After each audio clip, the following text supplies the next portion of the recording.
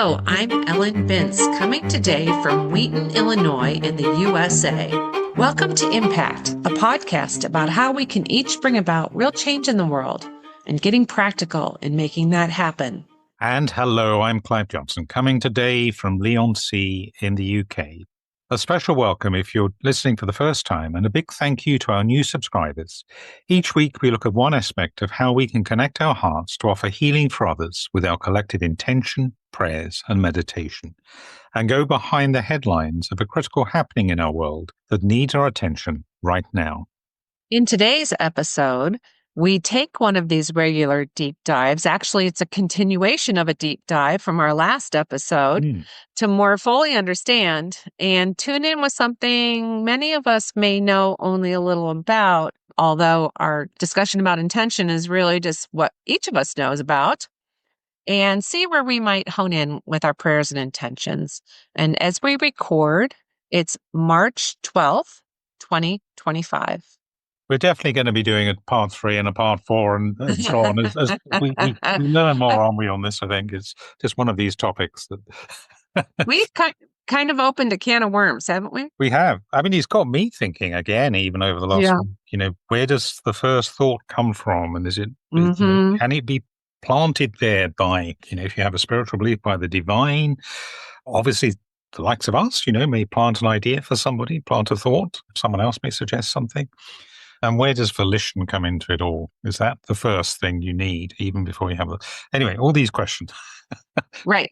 Questions very often. So we highly recommend, if you're just tuning into this episode, you might want to listen to the first one before you dive into this one. But everything Clive just talked about, we're going to touch on in this episode. So hang on. If you're driving, pay attention to the road. And it's going to get you thinking about what your thoughts are, listener, and where you stand on this, because it's okay for all of us to be different, right, Clive? Exactly. That's the beauty of this, really. So we might even consider what appears to us to be a chicken and egg type of question. What comes first, the thought or the impulse? Or perhaps there's no one way, or the time gap between the two may be so small to render the experience of heart-brain activity a simultaneous one, as we know it ideally comes once we are settled into holding intention or offering our prayers. Could it be that we can have a desire or yearning before we articulate a will for something to happen that will change the situation or whoever or whatever we are moved by? If we can be connected in a universal field or shared consciousness with a distant person outside of anything that's locked up in our skulls and our heads, surely it could be possible to feel a yearning without a thought of our own or image preceding this. A strong desire may produce a vibration and carries a conviction to do something. A thought, image, or mental confirmation of this may then well be involved in the process. Thoughts are deeds, right? Indeed. I have a little bit of an advantage here. We do, in that we have already recorded an episode we haven't put out yet with a wonderful lady called Endo on the whole subject of silence. And it was just resonating for me, that wonderful conversation, which we will be putting those episodes out very soon, in the next 2 or 3 weeks, I would imagine. That actually being silent is often a prerequisite for having inspiration or having that connection with this universal field. So I can see these episodes running together very well. And perhaps if you're listening to this episode after we published it sometime, a few months down the line, you can look back on those episodes with Endo. Well, and that quiet goes back to another episode we did on the global healing response and centeredness. Right? Exactly. You have to be quiet and focused to be centered. Exactly. Well, isn't it interesting how it all works together, Clive? It is. Yay, it is. Us. Even without us having any real plan. Sometimes. Well, that could actually speak to... I can't go on for too long because I know we've got a lot of material to get through. Yeah. I had a wonderful example of that just yesterday, actually, where things work together. The church service I went to this last Sunday, there was this beautiful video on the idea that obviously in church, God speaks to us in very subtle ways, and we often just don't notice. And the video was a guy going through his busy working day on commuting on the tube to London, all this sort of thing. And there were lots of yellow stickies everywhere telling him things. I'm still here. Just say hello and all this kind of thing. And little pointers he might like. Of course, he totally ignores them. He gets home, sits in his kitchen at the end of the day, and the whole wall behind him is filled with yellow stickies. Yesterday, I was walking up the street close by my house here. I saw a white sheet of paper, A4 sheet of paper on the pavement. And I thought, I'll pick it up, passing a litter bin just down the road. Picked it up. And this piece of paper is actually something that I wrote. It was actually something that it was a note. It was a page. I put notes. I had a house group I'd co-hosted the night before, and I'd put the notes in the bin for the bin collection, which heaven knows how this flew out of the bin because it was on it as far as I could see. But anyway, it was blowing its way up the road. And of course, there was a message on there that was just perfect for me right at that moment. So I thought, well, sometimes yellow stickies come in the form of big A4 white sheets of paper that even you might have written yourself.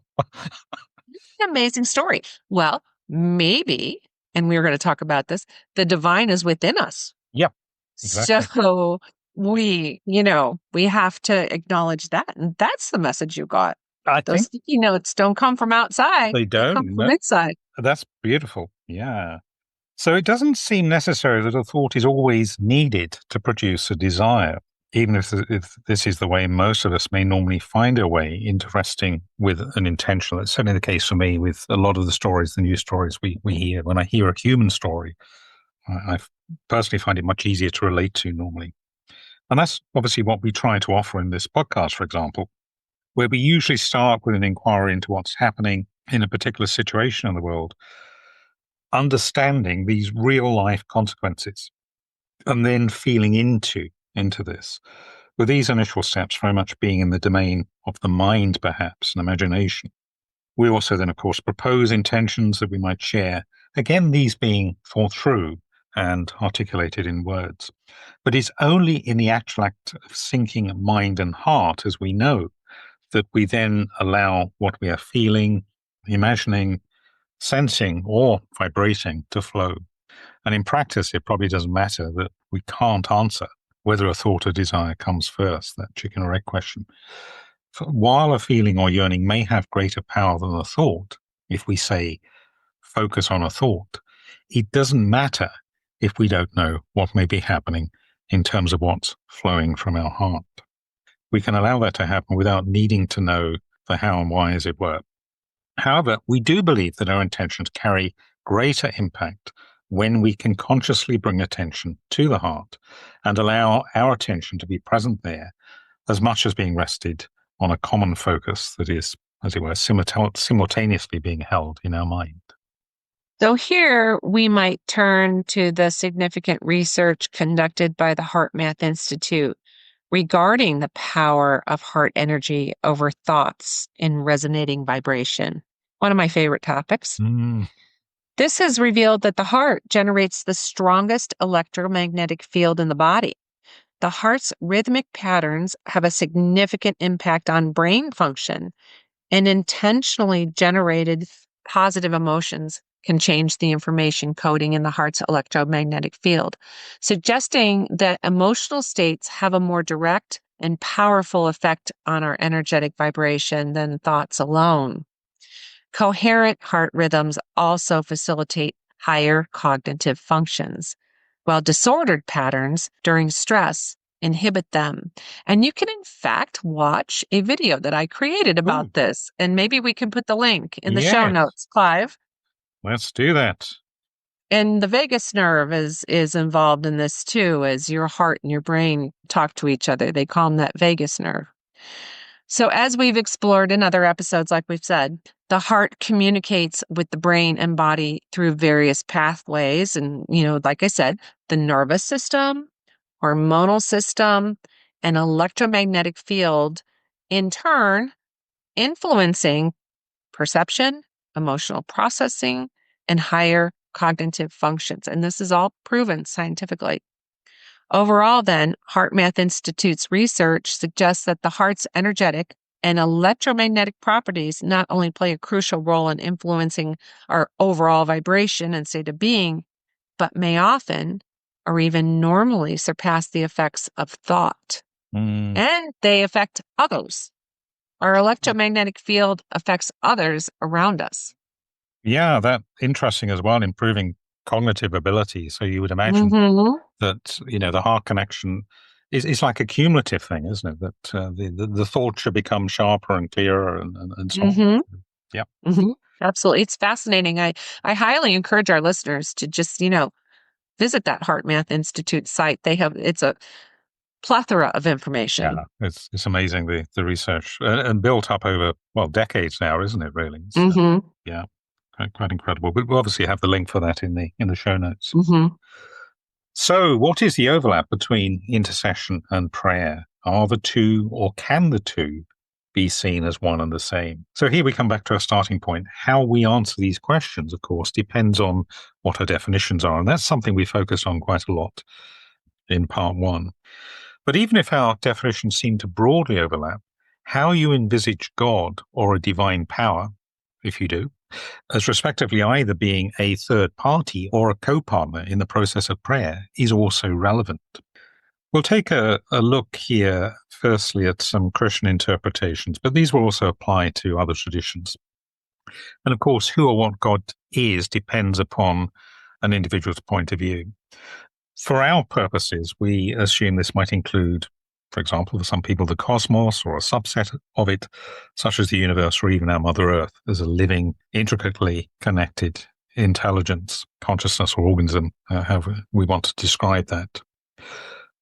And something that's able to respond to what we ask of it. We use that word asking here, not necessarily to mean communicating terms we'd usually understand, in other words, as speaking or writing, but, for example, as a vibration, or again, merely having a thought or a feeling which radiates a frequency. So when we use the word God, we also realize that folks from some traditions address their prayers to a deity or specific expression of divine power. So, for example, in Hinduism, someone who wants divine help to remove an obstacle from their life or who's embarking on a new beginning might address a prayer to Ganesha, while another who wants to prosper may offer their prayers to Lakshmi. These represent emanations of divinity, albeit they are themselves part of the one Brahman, the ultimate one reality and supreme cosmic being and fundamental essence, as it were, of all existence. Other terms we might use are source, spirit, or a primeval power that pervades and creates the manifested universe. Of course, we could go on with many, many other descriptions here of what Right. it means to different people. And I think we just want our listeners to know that we don't intend to exclude or feel like we're the end all answer to everything. We're just investigating and seeing what emerges, right? And we're Mm, open to, we honor, we exactly. honor Exactly. everyone's place where they are. So some may also pray to an avatar or ambassador of the divine, variously seeing them as being themselves fully divine, or sitting at their right hand, or having a firm, full hearing and access to the power of God, who is all almighty. In Christian circles, Jesus is the Lord. Mary and the saints are the most obvious examples here. These relationships to God tend to suggest that we're speaking to someone or something beyond ourselves. Perhaps because this may make it easier for us to imagine God in a conversation from a visual point of view. Mm. However, we might also talk about being immersed in spirit, the Holy Spirit, or divine wind, in which we have an inner and immediate sense of divine connection. This is closer to the territory of feeling that we have power within us that can be activated through an intention, or when Jesus says, "Greater works will you do," as those from the Christian tradition read in John 14, verse 12. And in the same vein, if we allow ourselves to refer to the non-canonical Gospel of Thomas, which I love, we also hear Jesus saying, "There is light within a man of light, and he lights the whole world. If he does not shine, there is darkness." Love that quote. Beautiful. Even accepting the importance of the divine wind, we might still distinguish between being aware that Spirit is with us, but we call the shots in terms of where we want to direct its power, and having a sense of being completely merged with and partnering with Spirit. In other words, seeing that we are ourselves divine or in Christ, as Christians understand this.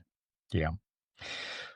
So this is really quite key to our understanding here, that prayer can mean that we see God and God's power as being within us rather than outside. That is one way of seeing it. And with ourselves acting as a co-partner or actor with God in the material world. And when we call upon this divine power or resonate this energy or spirit within, we can perhaps see it as being a much closer parallel with the power of a willed for intention. I love a picture here, which those who may have heard the story of Arjuna and Krishna, a great classic story in the Hindu classic, the Bhagavad Gita. I have a copy of the book, the Bhagavad Gita, as it is, a beautiful translation into English, as I understand it. And there is a picture on the front of Arjuna, who is essentially advising, Krishna, the divine, in other words. Krishna, by the way, the word comes from the same root as Christ, but there we go. That's a little aside, same linguistic root. He is guiding, advising Arjuna. They are facing a battle, a big battle, a family battle. And the picture shows Krishna holding the reins of horses in this chariot. And it's actually Arjuna who, the man, in other words, the human being, who is listening and taking advice and directing. But essentially, they are very close. It's a very close friendship, if you like. They are both in this together. And Krishna, once he is directed, this is interesting, God is directed by the human where to send the chariot and send the arrows flying. Of course, he will charge and go straight to the target. So I love this as an image both of prayer, this idea that we're co-partnering, we're sitting together in the chariot. We can see the chariot as our bodies, if you like, the spirit within us. But we humans call the shots, actually. We say where to go. Free will, right? Free will. And then free will. The divine, the energy, the vibration, the divine wind, whatever you want to call it, that actually then steers the chariot very quickly and directly to where we want it to go. So what I'm hearing you saying is the acknowledgement that Spirit has given us free will, and yet we have an obligation with our free will to intend for the highest good. Yes. To honor the Spirit. Exactly. And Spirit or the divine may well be giving us those, we're talking about the yellow stickies. They may well be saying, a good example is we're recording this in the season of Lent, a season of temptation, and also Ramadan, a season of fasting, resisting food during the daytime. And that is something I relate to very strongly, because I know when I'm sitting in a restaurant, there's the set menu comes up. Am I going to go for 3 courses or 2 courses?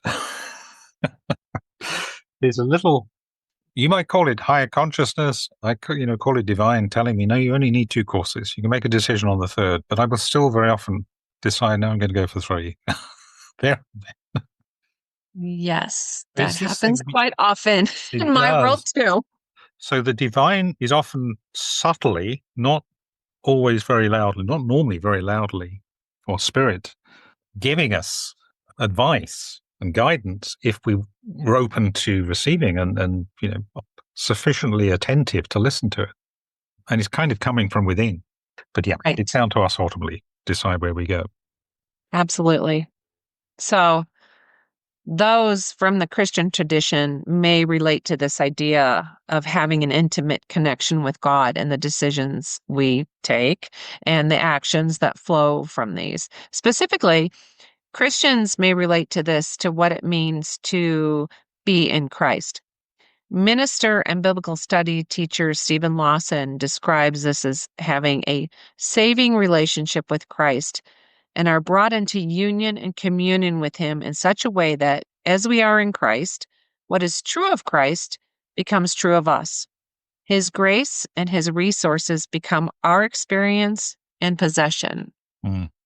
There's quite a lot more we could go into here, but we don't really have the time this time around. I'm very interested in the idea of what's called the logos, an initial intention or desire. And this also taps into what the well-known teacher Deepak Chopra touches on when he refers back to what were written in the Upanishads, the ancient Hindu scriptures, that the sages of India observed thousands of years ago that our destiny is shaped by our deepest intentions and desires.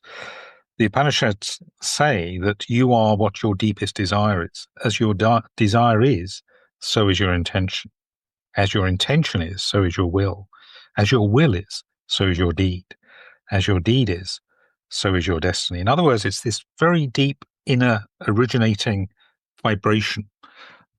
But we have to get into concepts of, well, we don't have to, but it's very helpful if we would get into concepts of what it means to transcend eternity. And Logos talks about the origin of something that is true, something that was there in the beginning, what's called the Word. So I think we probably need to leave that for another time, but worth mentioning in passing here. It's kind of relevant perhaps to. I love this quote because I think so many of us push our deepest desires away and we're not aligned with ourselves. And as we're talking about authenticity this year, I think that's what we're trying to say. Exactly. Is when you're aligned with your deepest desires and what you're put on this earth to do, things start flowing, as this quote says. Exactly. And your destiny starts flowing if you don't push it away. And getting to what is true. I think we touched on that, didn't we, in the authenticity introduction we did earlier in the year. What is the truth, ultimately? Yeah, right. And again, if we look at that from a spiritual point of view, from Eastern teaching, we are going to have to talk about something that kind of transcends ideas of our own, intellectually created ideas. It's something that was there from the beginning. It's something that connects us with this source that's transcended. So let's take stock to see. I think we probably need to do that. See how we're doing in our understanding of how prayer and intention might come together. We're conscious we might not be fully getting to grips with the overlap between these two or pinning down what is identical or different about them. But we hope we're offering some food for thought, as we said earlier. Generally, when we talk about prayer in the podcast, we usually assume a belief that we have the ability to call upon a power within, or that is accessible to us. So whether we call that spirit or God, with or within us, in order to send out a strong vibration into the world. However, it doesn't really matter if you understand God, or if you have a faith tradition actually at all, as being a third party, as it were, in this process. If, technically speaking, there might be a different interpretation of working with the power of intention within. And whether or not an intended recipient responds to what we want to send them in a way that we might desire, of course, comes down to this principle of free will. Again, they have free will. So if they decide not to respond, then that's their choice, ultimately. And we're talking about when we set an intention, like for the United Nations to have wisdom, and we're not imposing on a specific individual, right? I mean, we don't want to do that. Yeah. We can ask for their hearts to be moved, for them to have a sense of something to be considered and perhaps a conviction even from that. But it's ultimately their choice. So always appealing in our prayers and intention holding to the highest selves or consciences of others to hear that appeal. As we were saying, that might be that they are moved by compassion, or having their mind open to something that gives clarity or urgency on a particular matter. And that's another reason why we think it's very important to be quite precise about what it is we want when we're defining intention. It's very much like Arjuna and Krishna in the chariot again, and being very clear about where to send the chariot. Well, not only does it create effectiveness, but there's power in our intentions. So we need to know where the target is, right? Exactly. Yeah. So Lynn McTaggart explores the role of the divine or spirit in her own work, referencing the practices of spiritual healers to invite spirit, light, or love to enter into them, noting research conducted by the psychologist Elizabeth Targ into spiritual healing of AIDS patients that found that a quality of loving kindness was considered essential in this work. Of course it was. Mm-hmm. As an aside, McTaggart distinguishes healers who see themselves as, quote, the water or source of healing from what she calls the hose, quote, or ones who act as a channel for healing energy. The channelers predominated among those she consulted, seeing themselves as vessels for a greater power, and typically emphasizing their own awareness of the need for their own tendency to control to get out of the way. She liked the idea of both being a hose and being able to say precisely where to direct the hose to send living water to whoever or whatever we desire. Mm-hmm. That is a great visual. Mm-hmm. The Yeah. firefighter, I think. Yeah, definitely. Uh-huh. McTaggart also quotes extensive research into healing practice by the late psychiatrist Daniel Benor, specifically mentioning observations of the healer Harry Edwards that, quote, the healer may be only dimly aware of normal movement, speech, etc., taking place around him while engaged in healing. If a question is addressed to him about the patient's condition, he will find himself able to respond with extraordinary ease and without mental effort. In other words, the more knowledgeable personality of the guide provides the answer. Thus does the healer tune in. It is the subjection of his physical sense to the spirit part of himself, the latter becoming for the time being the superior self under the control of the director. Mm. Interesting reflection, isn't it? To have Yeah, that. so basically just saying they know they need to get out of the way, Yeah, right? exactly. And And and and let the divine flow. exactly. It's not our power, it's the power that's given to Yeah. us and is working through us. And McTaggart takes from this that although the leader, this is what she says, although the leader to healing was accomplished through consciously directed thought, the actual healing often was not. So this is described as a changing of consciousness accompanied by expanded awareness, which for a healer might include revelation of information, imagery, and symbols. And she notes that during a transversal or transcendent experience, the boundary in the relationship between the self and the other blurs. You no longer know where you end and someone else begins. So in this, she says that she had assumed that intention was like a strong oomph or mental push through which you project your thoughts to another person to ensure that your wish is carried out. But the healers that she spoke to described a very different process. Intention requires initial focus, as we know, but then a type of surrender, a letting go of the self as well as of the outcome. So this all seems to suggest that our own thoughts need to get out of the way when we channel energy for healing or we're sending intentional prayers. This also acknowledges a connection with a greater power and reliance on that power that is working through us. One of my favorite teachers that I've had a little bit of personal contact with, Larsmore, Danish mystic, puts it like this. Man must be willing to make himself available to the universal principle. Man is a transformer, a channel for the universal, where the energies are transformed. And when man understands that, he becomes free and pliant, and he transforms himself into one big open moment. You must leave your personality behind. Otherwise, he says, you cannot communicate through energies. I wonder if he really wanted to say you must leave your ego behind. Yeah, quite possibly. And he was just being more politically correct. So Absolutely. I mean, who else is going to do it besides those of us on the planet, right? We have to allow it to work through us. Exactly. So, what might we conclude from what we've said?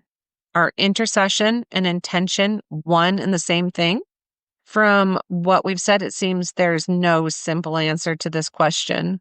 As we mentioned at the beginning of the podcast, so much depends on your worldview about prayer and how you define both intention and the different forms of prayer. For some, the two will be quite distinct, and for others, including ourselves, there's a strong overlap. And if prayer is understood as calling upon a divine power within ourselves rather than outside, it can be argued that the two truly are the same. For simplicity's sake, we'll tend to continue to use the two terms interchangeably in the podcast, simply because we're usually focused on situations going on in the world that are relevant topics for both, whatever your Mm. definition. And, we always try our best to intend for the highest good. Yes. Yes. So I think we get a lot of grace there from the omnipotent. Indeed. Absolutely. So at this point of the podcast, we normally explore where we might hone in with our intention and prayers. But given the nature of our discussion this week, we thought we would leave that for another time. We were going to talk about centering prayer, but I think that's something, centering prayer is a beautiful meditative technique, very similar to transcendental meditation, is a very good practice for becoming centered and letting go of ego thoughts, essentially, and tuning in to this flow. But to do that properly and to do that justice, we'd really need to, I think, offer a meditation. And what I suggest is we leave that. Perhaps if we do come back for part 3 or part 4 on this subject, which I think we probably will at some point. Yeah, and we could do a whole episode on centering prayer. We it's so could. fascinating. That might be absolutely. That might be a better thing to do. So perhaps we'll leave that for this time. But as always, we like to offer a suggested focus for intention for this week. And as we've been considering the nature of intention holding in prayer, what we suggest this week is holding as our main intention, I resolve when holding intention or offering prayer. So you might like to substitute which is most meaningful for you there. To have confidence in the power accessible within myself or upon which I can call to direct my will for something to be. Please join us in holding this. And I think even some listeners could replace having confidence with having faith in the power. That might feel more comfortable. Not to put words in your mouth, listener, but just a thought. And even as this podcast ends, maybe you'd want to take a few moments to just center and hold that intention as all of this is fresh in your mind, or think through what does it all mean to you? What is your thought? What are your thoughts about this? And we'd love to hear your thoughts and hope we might open up a discussion about this theme in our Facebook group. So it's likely something we'll return to again before long, like we said, maybe even the centering prayer. But we hope it has provided food for thought in a good way. So that about wraps it up for this episode. Remember, you can connect with us in the Facebook group. Hope you will. And for live intention holding in Clive's daily insight timer offerings, and with me in the Labyrinth Activist Network's Zoom calls. Details of how to hook up with us are in our show notes. Look out too for our next special topic episode, which we'll be releasing in the next few days, as Clive has mentioned. Thank you for listening and for sharing with us and holding intentions. We look forward to connecting again next time. And in the meantime, thank you. Go well. Stay safe. And I've got to say happy birthday to Global Healing Response, which is celebrating 20 years. That's right. Thank you. Thank you. My goodness, as we record. Yes. And we'll have, if this goes out in the next couple of days, we'll probably even have a registration link in the show notes, right? To a celebration Saturday night. Definitely. Come along if you can. That's 5 p.m. Mountain Time this coming Saturday, isn't it? Yeah, we're going to celebrate all the healing we've done over the 20 years as a global community with the Labyrinth. It's really fascinating. And as we talk about global healing response, remember, we're more powerful together. Impact is presented by Ellen Bintz and Clive Johnson and produced by Impact Productions. Our theme music is by Chris Collins and our logo artwork is by Auto Classic.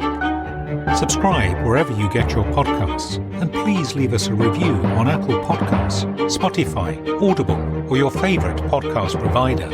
We're a non-commercial podcast dedicated to people of any faith tradition or none who yearn for healing in our troubled world. Please pass on the word so others may join us in making an impact.